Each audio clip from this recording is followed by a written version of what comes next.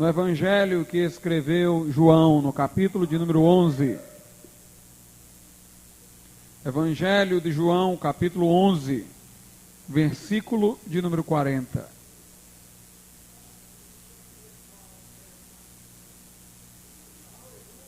Disse-lhe Jesus: não te hei dito que, se creres, verás a glória de Deus? Podeis assentar. Meus amados irmãos, todos, ou quase todos daqueles que estão aqui, conhecemos a história de Lázaro, amigo de Jesus Cristo, que foi acometido de uma enfermidade, a qual foi comunicada ao Senhor que estava em outro lugar. Tomando Jesus conhecimento da enfermidade de seu amigo, ou de que seu amigo estava enfermo, em lugar de logo dirigir-se para onde ele estava, manteve-se no local onde recebeu a notícia por mais de um dia. E este tempo em que Jesus permaneceu onde estava, foi o suficiente para que ocorresse a morte de Lázaro. Depois de ter Lázaro partido desta vida para outra, foi Jesus ao encontro de sua família, ao encontro de seus amigos, ao lugar onde ele foi sepultado. Meus irmãos, havia um propósito em ter Jesus se demorado no lugar onde ele recebeu a notícia. O propósito de Cristo não era o de curar Lázaro, o que poderia ter grandes resultados, mas o seu propósito era o de ressuscitá-lo, o que geraria para efeitos espirituais resultados ainda maiores. Maior número de pessoas poderia ver Jesus ressuscitando Lázaro do que curando, porquanto para efeito de consolar a família, muitos estavam se dirigindo à casa de Lázaro depois de sua morte. Além disso, o milagre da ressurreição era muito maior do que o milagre de Jesus curar um doente. E afinal de contas, ele chamaria à vida um morto de vários dias. Jesus, irmãos, aproveitou-se naquela oportunidade para revelar a sua glória e para revelar a glória de Deus. Quando ele soube da notícia, ele disse: esta enfermidade de que está acometido Lázaro é para a glória de Deus. Quando Jesus dirigiu-se ao lugar onde Lázaro, ou melhor, o seu corpo fora sepultado, quando Jesus dirigiu-se ao lugar onde a família de Lázaro chorava e os amigos também estavam entristecidos, foi ao seu encontro diretamente uma das irmãs de Lázaro, chamada de Marta. E a Bíblia diz o que ela disse a Jesus e o que Jesus disse a ela. Houve um diálogo entre ambos. Evangelho de João, capítulo 11, versículo de número 21. Disse, pois, Marta a Jesus: Senhor, se tu estivesses aqui, meu irmão não teria morrido. Quando Jesus vinha chegando, ela disse: Senhor, se antes tu tivesse chegado, se quando o meu irmão ainda estava sob a enfermidade, mas não sob a morte, tu tivesse chegado, ele não teria morrido. Marta quis limitar, irmãos, o poder de Deus a um tempo determinado, no caso, ao passado. Ela quis limitar Deus ao tempo. Duas coisas ela quis fazer erroneamente: limitar Deus ao tempo e limitar Deus a um estado. Deus poderia atuar no estado de alguém enfermo, mas Deus não poderia, segundo ela, atuar no estado de morte em que alguém se encontrasse. Na visão de Marta, irmãos, até um certo limite de complexidade, Deus poderia intervir e operar. Depois de um certo grau de problematização dos acontecimentos, os acontecimentos fugiam às possibilidades de Deus. E muitas pessoas são assim. Para elas, enquanto o problema durar até um certo estágio, é possível Deus intervir. Depois desse estágio, segundo elas, Deus já não poderá mais intervir. E eu não me refiro a um pensamento consciente das pessoas, mas inconsciente. Elas vão orando a Deus. Quando o problema se agrava a um ponto mais elevado, elas param de orar. Muito embora elas confessem ser Deus o Todo-Poderoso, chega uma hora que elas esgotam as suas orações, porque intimamente já não creem que Deus pode mais operar. Há pessoas, irmãos, por sua vez, como os tradicionais, que limitam Deus ao passado. Para estas pessoas, Deus operou nos dias apostólicos, abriu o Mar Vermelho na época de Moisés, mas já não pode mais operar daquele modo em nossos dias. Criaram até uma teologia para justificar esta incredulidade. É a teologia chamada de dispensacionalismo. Segundo elas, estamos numa dispensação na qual Deus não quer operar milagres. Para estas pessoas, Deus operou no passado, vai operar no milênio, mas no presente momento, Deus não vai operar. Estas pessoas parecem até crentes demais quando se refere ao passado e ao futuro. Elas creem em todos os eventos descritos na Bíblia, confessam se a Bíblia é a palavra inspirada de Deus, inerrante e infalível, insistem nisso, e logo nos milagres que a Bíblia relata. Estas pessoas acreditam que Jesus voltará para arrebatar a sua igreja, virá literalmente para reinar em glória, se assentará em Jerusalém. Creem, irmãos, em muitas coisas difíceis de se acreditar, mas que a Bíblia afirma. Por outro lado, não creem que Deus possa operar agora, que Deus batize agora no Espírito Santo, que Deus levante um morto, que Deus opere um grande milagre. Compensam a incredulidade com respeito ao presente, insistindo na inerrância da Bíblia quanto ao passado e no milênio quanto ao futuro. Mas, meus amados irmãos, nós não podemos aqui criar uma teologia como a dispensacionalista para desculpar a nossa incredulidade. Nós temos é que crer na palavra de Deus, que é sempre presente e atuante. Ela não é morta, ela é viva. Ela não é um pavio que apagou e que vai reacender no momento futuro. Ela é uma chama que nunca se apaga. É um fogo que arde continuamente no altar.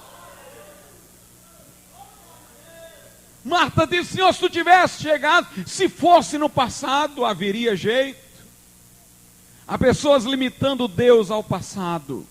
Meus irmãos, eu quero falar não a nível de seu problema pessoal, eu quero falar a nível de avivamento espiritual. Há muitos que acreditam que a apostasia da cristandade chegou a um plano tal que já não poderá mais haver um grande avivamento como outrora já houve. Eu lamento aqueles que julgam que a cristandade esteja no seu melhor momento, confundem inchação com crescimento, popularidade, fama com glória, e confundem, irmãos, o mundanismo da igreja com influência da igreja no mundo, quando é o mundo que está influenciando a igreja. Eu lamento esses otimistas que enxergam o que Deus não está enxergando, mas eu lamento também por aqueles que, se professando fiéis às sagradas escrituras, entendem que Deus já não pode intervir como fez na reforma, que não pode mais haver um grande avivamento abalando um continente como aquele que houve na Inglaterra. Há pessoas ortodoxas quanto à doutrina que já não admitem a possibilidade de um avivamento. Elas dizem bem, no passado as sociedades eram mais uniformes, um acontecimento atingia mais a população, porque a população tinha mais ou menos as mesmas ideias. Quando um era tocado, de repente todos eram influenciados. Mas agora, dizem, a sociedade é pluralista. Precisaria de um avivamento em cada grupo social para depois termos um avivamento global. E daí que seja. Poderoso é Deus, irmãos, para fazer qualquer coisa. Há pessoas que procuram alegar argumentos socioeconômicos, alegar argumentos ligados ao avanço tecnológico para dizer, já não pode mais haver avivamento agora. Há pessoas aí invocando, irmãos, a propagação do ateísmo nas universidades para dizer, já foi possível, agora não é mais possível um avivamento como naqueles dias. Como se essas pessoas estivessem dizendo, quem tem fé salve a sua, porque já será grande coisa. O que Deus fez está no passado e elas ficam admirando os avivamentos que houve outrora, como se fossem monumentos a serem contemplados. Na medida em que os avivamentos do passado não nos servem de inspiração para o presente, mas apenas têm efeito contemplativo para ficarmos admirando-os. Eles deixam de ser uma bênção para nós e nós fazemos deles, que em si são uma bênção, uma pedra de tropeço para nós. Irmãos, ao ler a história do que Deus na Inglaterra no século XVIII, nós não devemos ficar dizendo, como foram bons naquele dia, como eu queria ter vivido naquele dia.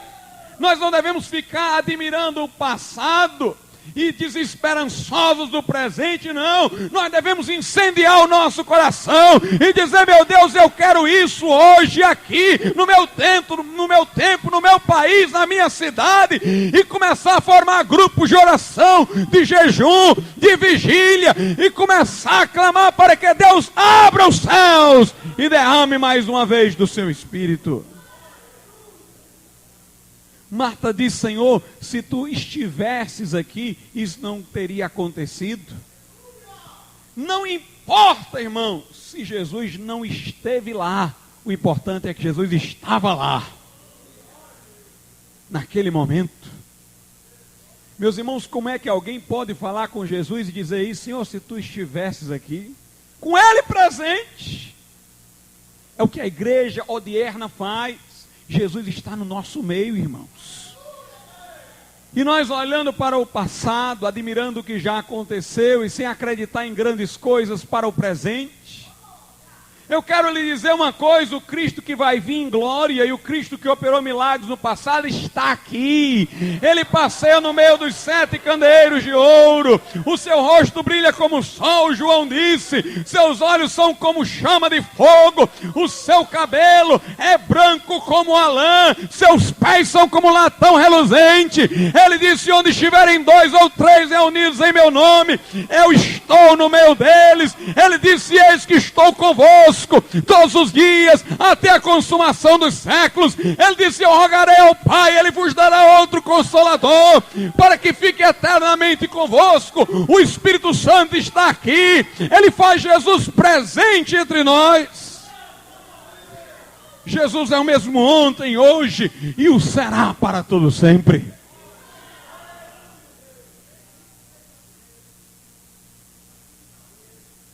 Marta, irmãos, não estava preparada para ver um milagre.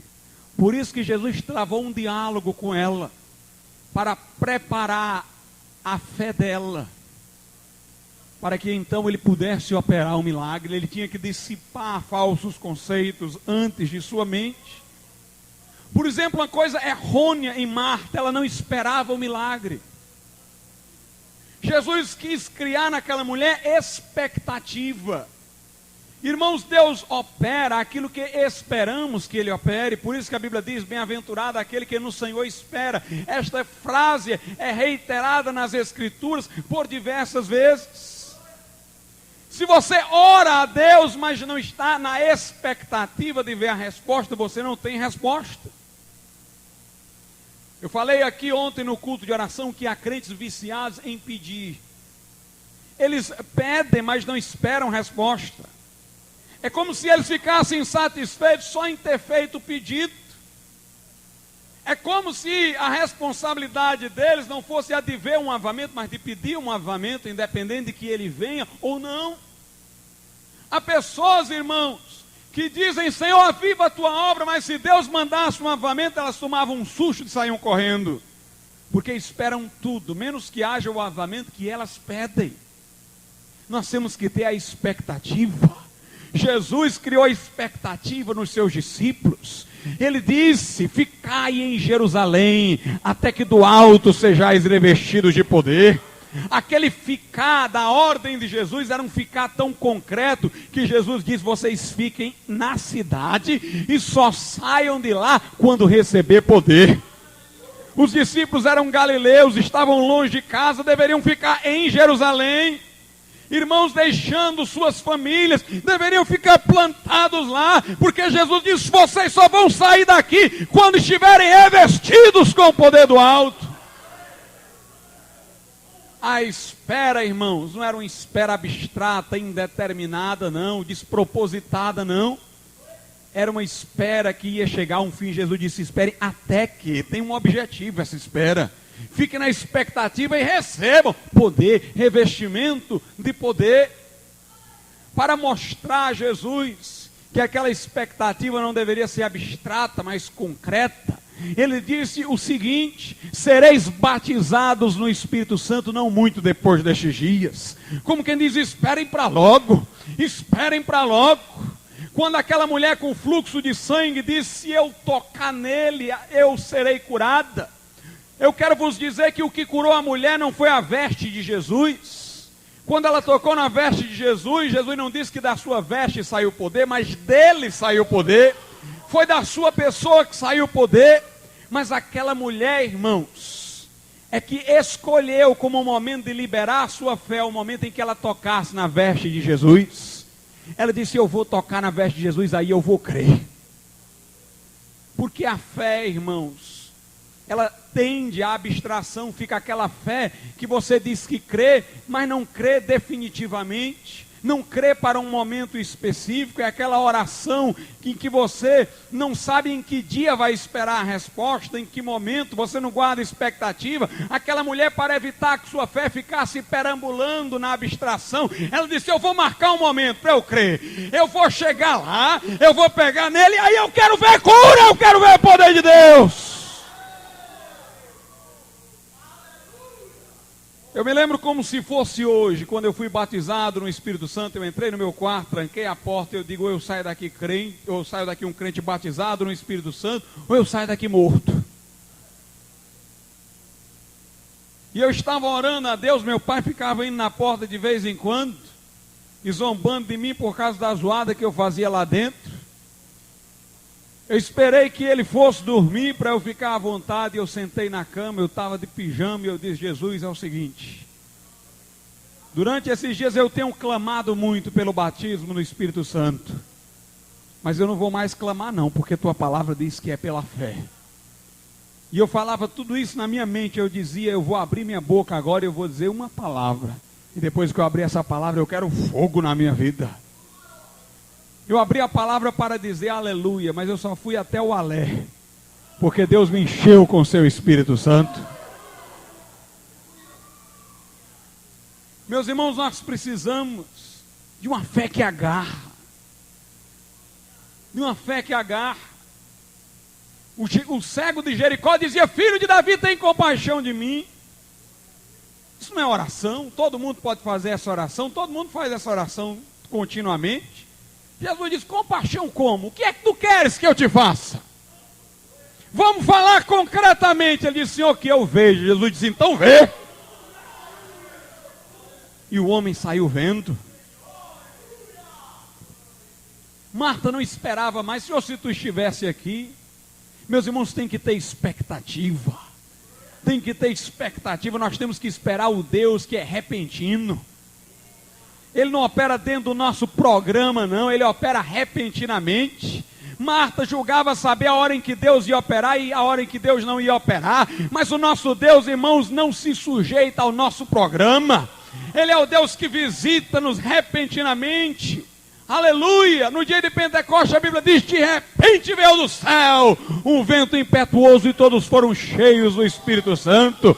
Quando Paulo e Silas oravam e cantavam hinos a Deus no cárcere, presos por amor a Cristo, a Bíblia diz: de repente houve um terremoto, aleluia! E o carcereiro aceitou Jesus como seu Salvador. Vejamos os versículos 23 e 24. Disse-lhe Jesus: teu irmão há de ressuscitar.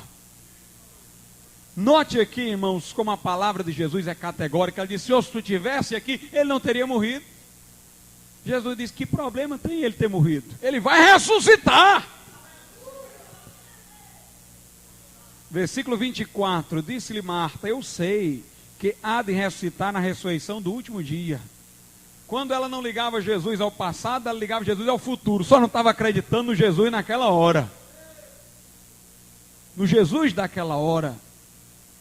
Meus irmãos, aquela mulher agia como se soubesse de muita coisa. Eu sei, dizia ela. Eu sei que há de ressuscitar na ressurreição do último dia. Nós não sabemos de nada, irmãos. Quem sabe é Deus. O problema é esse. O problema é que nós queremos Deus dentro dos nossos parâmetros. Deus dentro do nosso esquema. Ela devia ter dito: Senhor, quando? Mas ela foi logo dizendo: eu sei, Senhor, eu já sei. No último dia. Meus irmãos, quem somos nós para complementar Jesus? Deixa Jesus falar, irmão. Cala a tua boca e ouve Deus falar. Deus está no seu santo templo. Cale-se diante dele toda a terra, diz o profeta Abacuque. Deus vai além do que tu pensa, vai além do teu esquema. Na carta de Paulo aos Efésios, ele disse que Deus é poderoso para fazer tudo muito mais abundantemente, além daquilo que pedimos ou pensamos. Ele faz mais do que tu pede, ele faz mais do que aquilo que tu pensa. Deus é maior do que aquilo que tu podes pensar. Os seus pensamentos são mais altos que os teus, os seus caminhos são mais elevados do que os teus. Meu irmão, nós não podemos ter uma mente fechada, nós não podemos enquadrar Deus dentro de parâmetro e trancar Deus dentro daquele círculo com uma chave. Nós temos que ter o espírito aberto, porque o nosso Deus é o Deus que opera repentinamente. Senhor, eu não sei o que é que vai acontecer no culto hoje, mas eu sei que tu vai estar lá. Qualquer coisa pode acontecer, porque tu és soberano, tudo tu pode fazer. Meus irmãos, o nosso Deus é o Deus das surpresas. Ele escolhe as coisas que não são para confundir as que são. Ele escolhe as desprezíveis para confundir as sábias. O nosso Deus, irmãos, é o Deus das surpresas. É o Deus das surpresas. Ele é soberano. Ele é soberano.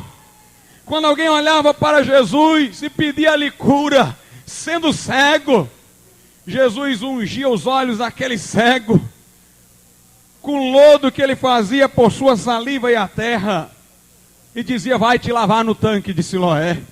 O cego ia lá, lavava o rosto e era curado da cegueira. Aí vinha outro cego. O povo dizia entre si: já sei, ele vai fazer lodo com a saliva dele na terra, vai ungir os olhos do cego e vai mandar ir para um tanque. Aí Jesus impunha as mãos. Na terceira vez alguém dizia: eu já sei o que é que ele vai fazer. Ou ele vai ungir com o lodo que ele vai fazer, ou então ele vai impor as mãos. Aí Jesus dava ordem. Meus irmãos, ninguém acertava. Sempre ele fazia uma coisa diferente. Ele não está amarrado a métodos, ele não está amarrado ao seu plano crente. Ele é soberano, ele é Deus. Deixe Deus ser Deus, meu irmão.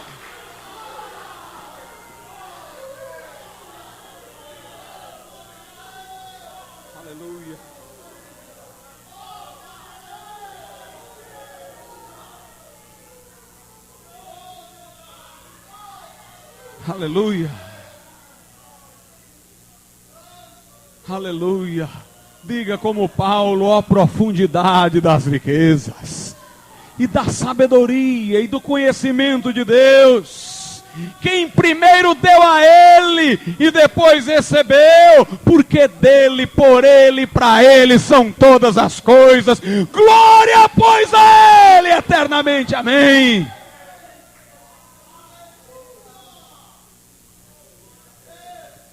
Aleluia.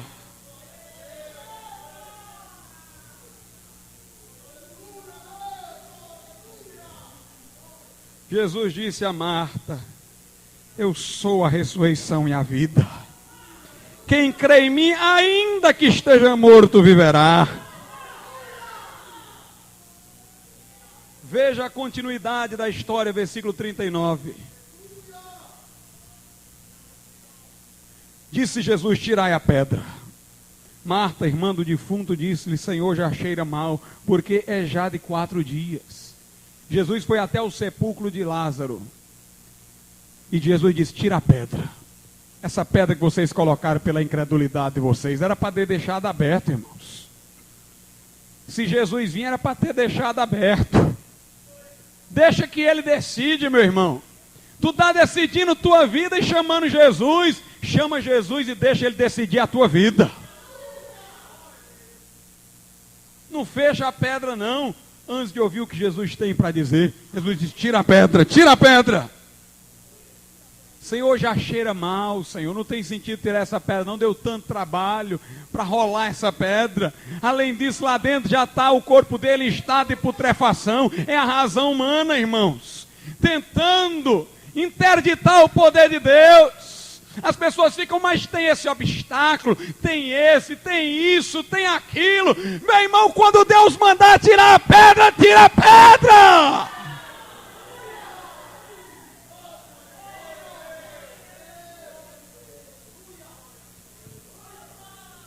Mas Jesus vai incomodar você, porque essa pedra é alguma coisa que está interpondo-se entre ti e Deus.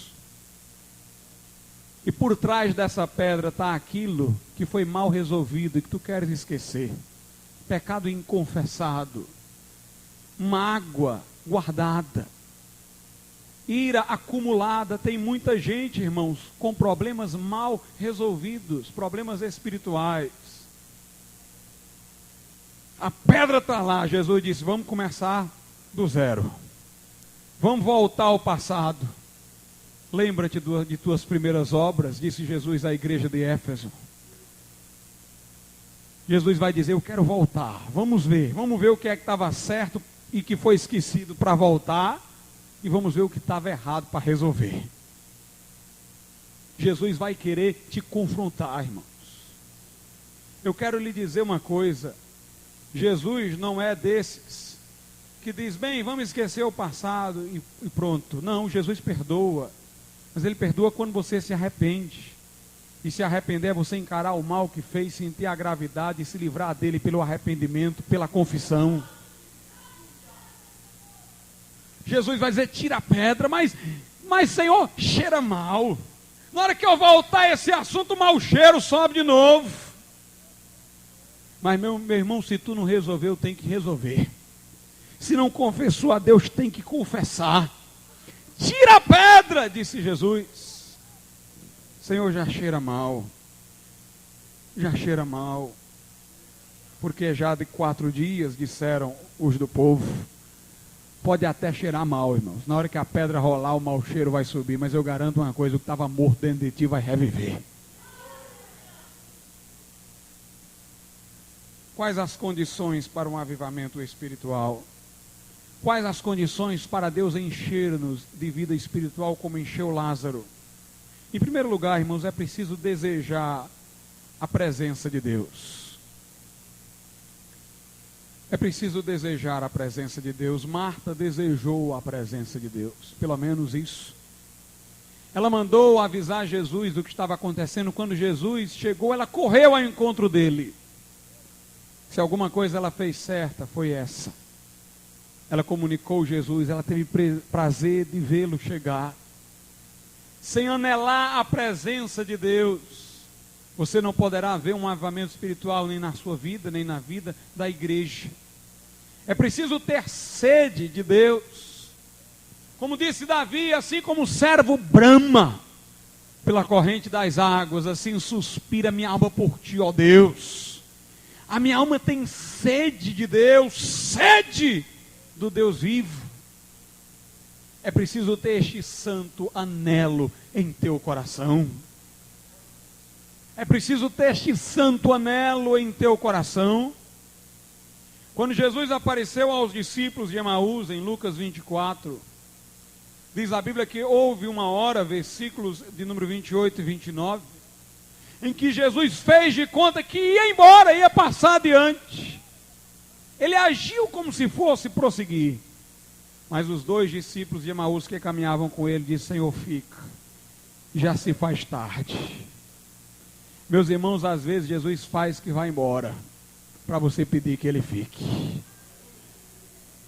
Alguém disse: pastor, há alguns dias que eu não estou sentindo como já senti a presença de Deus, parece que Deus foi embora. Ele não foi embora, ele só está fazendo que foi embora. Ele está querendo que tu sinta a falta dele, meu irmão. Ele está querendo que tu saibas como é ruim estar sem ele. Ele quer que tu diga: fica, Senhor, já se faz tarde.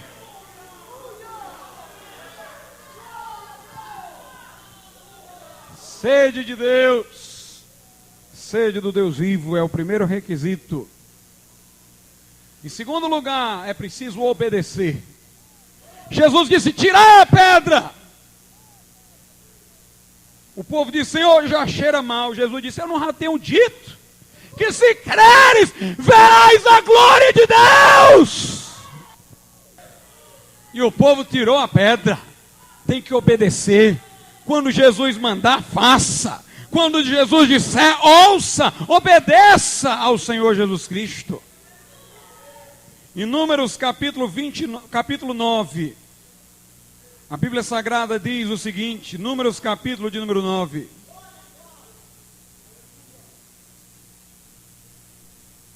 Versículo 23. Segundo o dito do Senhor, se alojavam. E segundo o dito do Senhor, partiam. Da guarda do Senhor tinham cuidado, segundo o dito do Senhor pela mão de Moisés. Quando o povo de Israel caminhava no deserto, em direção a Canaã, tinha hora que Deus dizia: parem! Aí o povo parava, montava a tenda. Quem olhava dizia: o que é que vocês estão fazendo aí? A terra prometida está lá, vão logo. Mas o povo não queria saber dos argumentos, não. Se Deus mandou parar, para. Tinha hora que o povo estava cansado e queria parar. Aí Deus dizia: anda. Aí o povo andava. Meu irmão, você vai parar não é na hora que está cansado, não. E você vai andar não é na hora que está disposto, não. Você vai andar quando Deus mandar andar. E vai parar quando Deus mandar parar.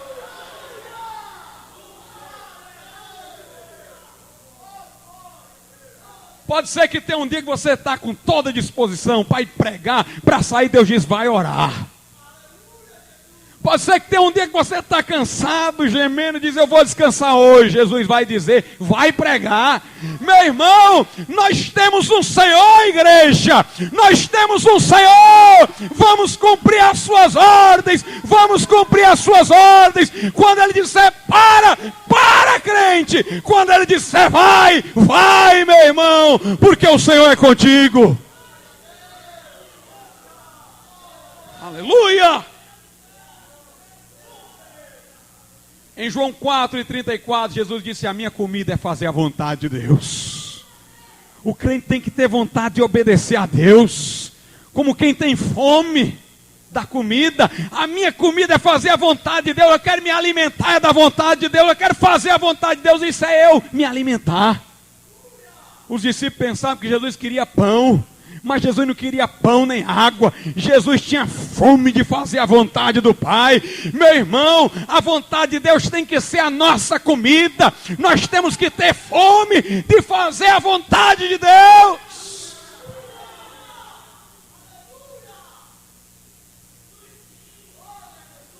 Há muita gente perdendo tempo em fazer o que Deus não mandou, deixando de lado aquilo que Deus mandou. Aí você diz: eu estou fazendo muita coisa, não tem fruto nenhum. Porque o que você está fazendo é o que você escolheu fazer. Enquanto que está se deteriorando aquilo que Deus na realidade tinha te mandado fazer. Veja o que a Bíblia diz em Cantares 1:6.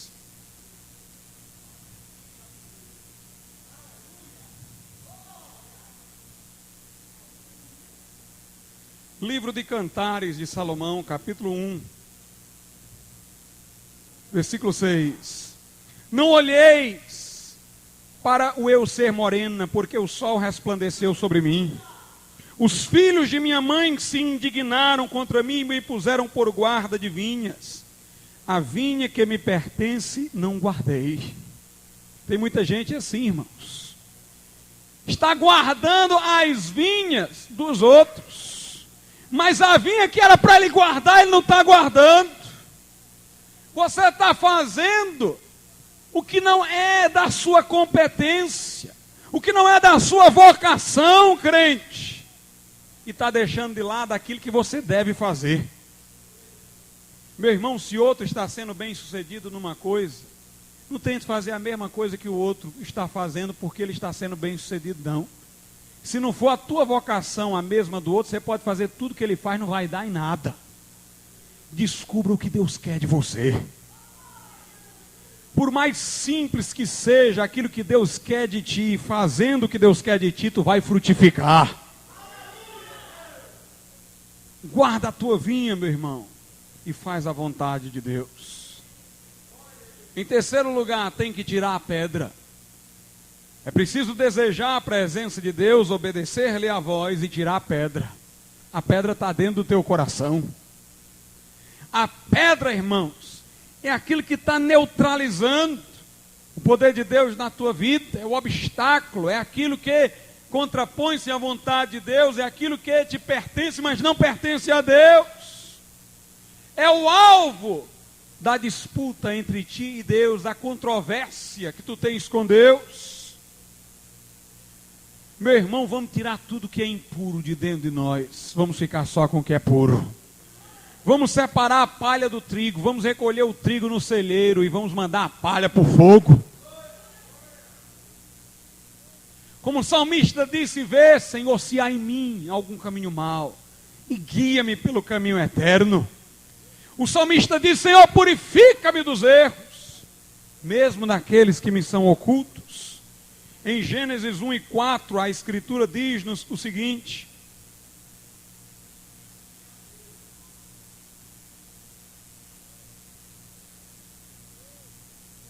e viu Deus que era boa a luz, e fez Deus separação entre a luz e as trevas. Se tu tem coisa boa dentro de ti, irmão, não mistura com o que é ruim. Tira o que é ruim e fica só com o que é bom. Quando Deus viu que a luz era boa, não permitiu que ela ficasse unida às trevas, separou. Se tem luz dentro de ti, ela é boa. Separa das trevas. Tirai a pedra, irmãos. Tirai a pedra, disse o Senhor Jesus. Alguém diz: mas pastor, eu tenho só uma pedrinha, é um negócio tão pequenininho. Minha consciência pesa, eu sei que Deus não quer, mas é bem pequenininho. Cuidado, que essas pedrinhas são piores do que as grandes. Veja o que a Bíblia diz em Cantares 2:15. Aliás, eu não vou nem ler, eu vou citar. Diz que as raposinhas são as que danificam as vinhas. Não são as raposas grandes, são as pequenininhas que estragam as vinhas. Teu coração pode estar cheio de raposinhas que estão impedindo a obra de Deus na tua vida: ciúme, inveja, orgulho, concupiscência, lascívia. Não importa o que seja. É o tempo mal administrado, é a avareza. As raposinhas estão danificando a vinha. Meu irmão, tira a pedra. Tira a pedra. Alguém disse: pastor, depois que fizermos isso, anelarmos a presença de Deus, obedecermos sua voz e tirarmos a pedra, aí Deus vai trazer o avivamento por sua palavra. Jesus trouxe Lázaro à vida por sua palavra. Ele disse: Lázaro, sai para fora. Se ele tivesse só dito sai para fora, o cemitério inteiro tinha saído. Mas ele disse: Lázaro, sai para fora. E Lázaro saiu, irmãos, ressuscitado. É a palavra de Deus que dá vida. A Bíblia diz que quando Jesus vier para arrebatar a igreja, a trombeta soará e será dada a palavra de ordem. E a palavra de ordem é que vai trazer os mortos à ressurreição. Meus irmãos, se estivermos do modo certo, quando essa palavra for pregada, ela vai vivificar os nossos corações. Na casa de Cornélio, o povo se uniu no espírito correto. Quando Pedro chegou lá, pregou pouco tempo, porque o Espírito Santo caiu sobre todos os que ouviam a palavra. O salmista disse no Salmo 119, minha alma apega-se ao pó, vivifica-me segundo a tua palavra. Irmãos, naturalmente a alma do homem vai para o pó, se apega ao que é terreno. Se você não pedir a Deus um avivamento, você vai se absorver pelos cuidados dessa vida, você vai esfriar, você vai se deixar levar por coisas daqui, temporais, a alma pega-se ao pó. Mas o salmista disse, vivifica-me segundo a tua palavra. É a palavra que nos acorda. É a palavra que puxa os nossos cabelos para deixarmos de olhar para o pó e olharmos para o céu, onde Jesus está ressurreto e assentado à destra de Deus. Mas Deus não quer só nos dar um avivamento, Ele quer nos trazer uma reforma doutrinária. Todo avivamento trouxe uma reforma. Na época de Lutero não apenas houve um avivamento, foi redescoberta a santa doutrina da justificação pela fé. No século XVIII não apenas houve um avivamento na Inglaterra, mas pregou-se a esquecida doutrina da santificação. No século XX não apenas houve um avivamento no início do século, mas foi novamente pregada a santa doutrina acerca do batismo no Espírito Santo. Deus quer não apenas nos encher do seu Espírito, Deus quer corrigir os nossos erros, quer nos levar ao prumo certo, a doutrina sã. Jesus disse, Lázaro, sai para fora. E Lázaro saiu, mas todo amarrado às faixas mortuárias. Meus irmãos, Jesus olhou para os discípulos e disse, agora desliguem ele e deixem-no ir. Depois que Deus avivar a igreja, irmãos, tem que tirar as faixas ainda. As faixas mortuárias, as concepções erradas, os falsos conceitos que travam a caminhada, que impedem você de correr mais longe. Deus quer lhe avivar. E Deus quer lhe esclarecer, desatar as faixas, para que você ande livremente na sua presença. Meus irmãos, enquanto esse avivamento não há, nós estamos perdendo tempo. Nós estamos perdendo tempo. Eu quero que você leia Deuteronômio 1 e 2 e veja o que a Escritura nos diz neste versículo.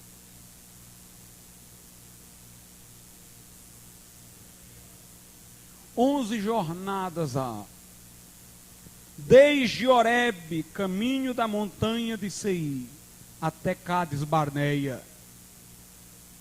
Quando o povo de Israel saiu do Egito, Deus disse, daqui para entrar na terra prometida, só são 11 jornadas, ou seja, 11 dias de caminhada. Preste atenção a isso, irmãos. Da saída do Egito para chegar em Canaã, eram apenas 11 dias. O povo passou 40 anos no deserto, porque o povo ficava rodando. Sabe por que o povo ficava rodando? Porque o povo não estava preparado para entrar na terra. O povo saído do Egito tinha tantas mazelas que Deus diz, vão ficar rodando aqui até morrer tudinho. Só vai ficar Josué e Caleb dos que saíram. E os outros que vão entrar são os novos que vão nascer, sem essas mazelas desse povo. 40 anos rodando para então estar preparado para entrar na terra, quando bastava 11 dias. Irmãos, o que Deus quer fazer aqui já poderia ter feito há muito tempo. Para que perdermos 40 anos esperando por um avivamento, se Deus pode operar em 11 dias? Por que ficar no deserto, irmãos? Tanto tempo, se já devíamos estar na terra de Canaã. Deus é paciente, Ele não desiste de nós. Em Isaías 30, 18, Deus diz que Ele é paciente para conosco, Ele espera para conosco usar de misericórdia. Ele já poderia ter nos esquecido, mas Ele espera para usar de misericórdia para conosco. Mas para que fazermos Deus esperar, irmãos? Para que atrasarmos nossa caminhada à terra que emana leite e mel? Igreja, chegou a hora de nós deixarmos coisas infantis, imaturas. Chegou a hora de tirarmos pedras do caminho que estão aí há muito tempo. Meu irmão, não sirva de tropeço para que Deus faça mais. Vamos abrir o caminho, vamos tirar a pedra. Vamos abrir o coração para o céu e vamos deixar a chuva de Deus cair sobre nós. Vamos ficar de pé. Aleluia. Louvado seja Deus. Irmão Cleito. Aleluia. Eu quero ser, Senhor amado, como um vaso nas mãos do oleiro.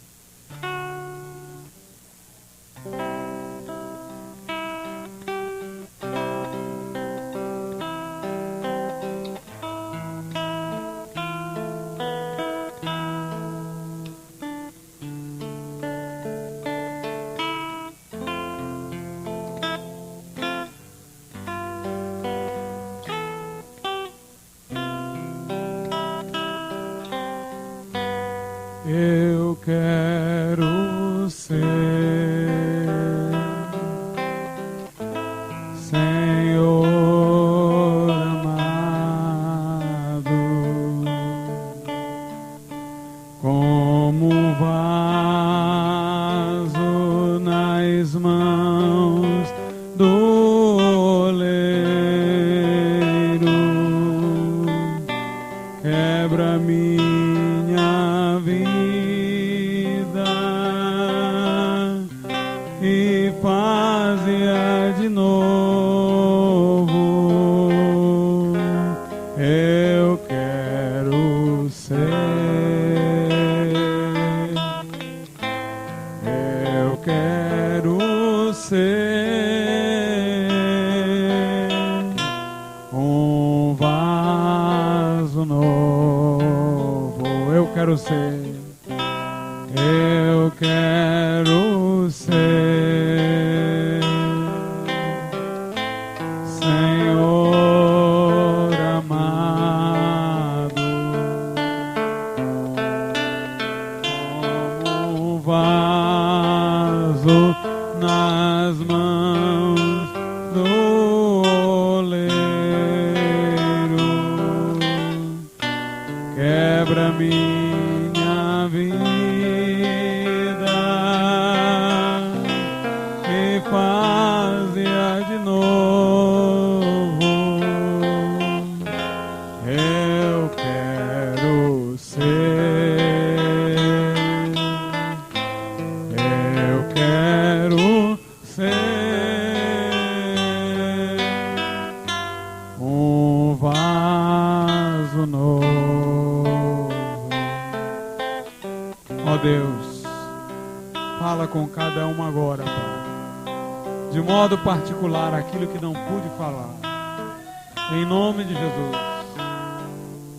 Nessa noite eu pergunto: quantas pessoas há aqui que dizem, pastor, ainda não sou crente, mas agora eu quero entregar a minha vida a Jesus? Levante sua mão e nós vamos orar por você.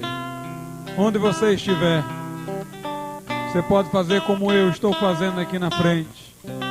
Levante sua mão e nós vamos orar pela tua vida agora. Onde você esteja, levante sua mão. Onde você estiver.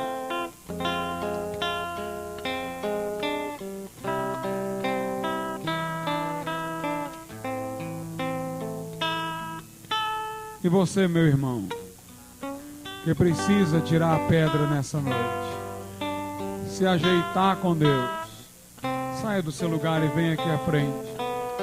Nós vamos orar pela tua vida.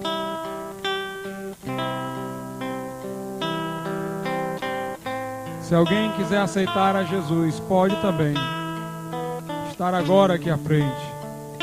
E nós vamos orar por ti.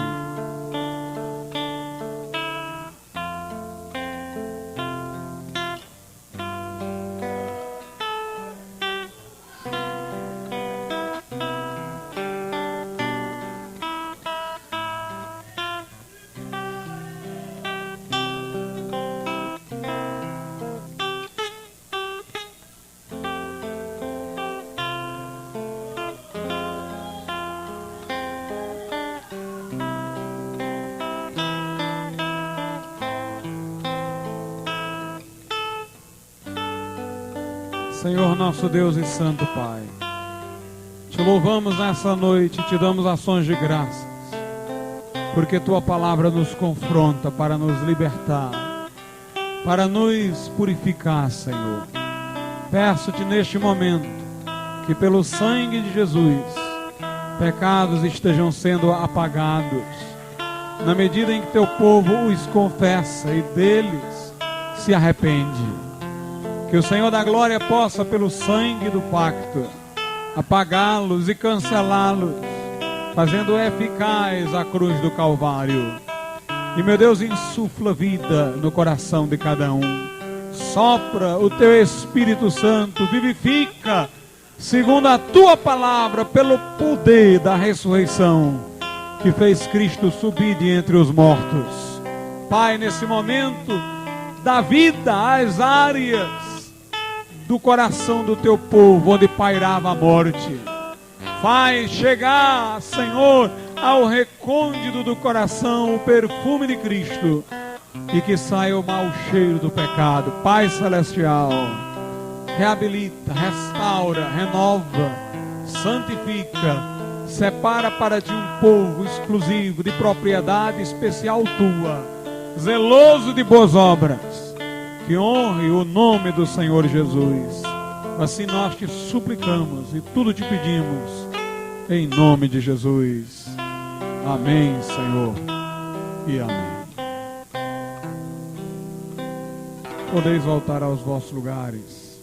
Que o Senhor Deus os abençoe.